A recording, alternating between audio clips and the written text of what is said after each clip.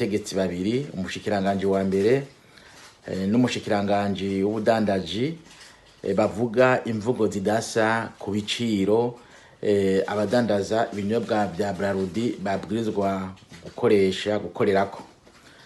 Bamumwe ati ni bose nibanganya ibiciro, ubundi ati oya barya bafise ubare budasanzwe nibongeze ko, mugabo ntibavuge ico bongeza ko icarico, ntibavuge neza igituma.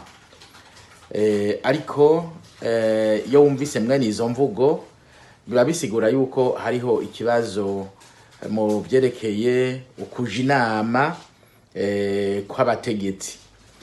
Ibiciro si ikintu gikoroka kiva mu kirere. Umushikiranganje wa mbere fahamagara umushikiranganje w'ubudandaji bakabanza kuvugana ico kibazo byari byoroshe, kandi abanyagihugu ntitwomenye ko hari kibazo bariko barapfa. Rero cyo tubasaba nuko imbere ko bafata ingingo mwene izo babanza kuja inama bakavugana bakaganira bagasohora ikintu kitaza gutera impari mu banyagihugu, kuko mu ruhande rw'abanyagihugu hari barya basanzwe badandaza bisanzwe mu buhari busanzwe, bobo bazovuga bati none bigenda gute ko bamwe boduzigirizwa ibiciro twebe natwe tukaguma hahandi twikoresha make tukanguka make kandi abandi bunguka menshi.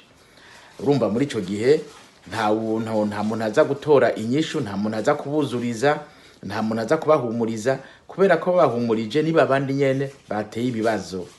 Naco gituma rero ico kibazo niba gikure mu nzira ntibigoye, nuguhamagarana bakavuga bati wewe ufise akabare ko hejuru, kuko ufise akabare ko mu Buyenzi ubundi afise akabare k'ikiriri, mu bisanzwe hariho icicaro, hariho ikirahuri, hariho ibintu byinshi bituma igiciro kiduga, kandi siho gusa no kuraba n'igirwa n'ahandi.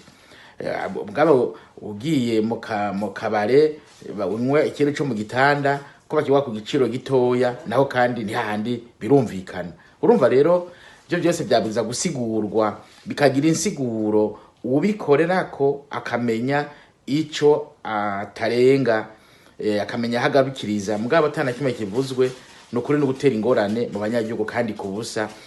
Nyimara nibaza nti none kuki umenga iyo leta ni impinga mu kuvyara ibibazo aho kuba impinga mu gutora umuti w'ibibazo.